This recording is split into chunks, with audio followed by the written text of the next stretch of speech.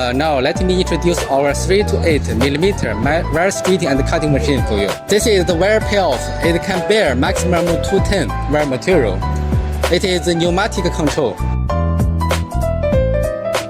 For this machine, we adopt many famous brand electric parts.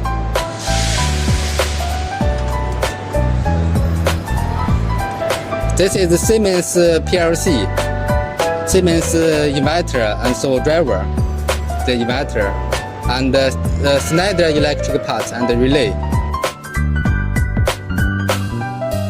This is a control panel. It is Siemens brand touchscreen. You can set the cutting number on this touchscreen. Also, if the machine has some problem, this touchscreen will alarm. This is a straightening part of the machine. It is 5 straightening dies. For the wire feeding, it adopts pneumatic control.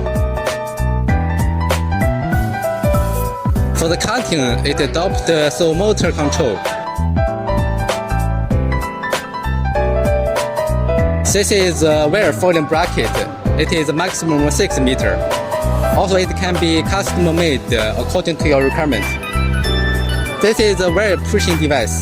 It can make the wires regular.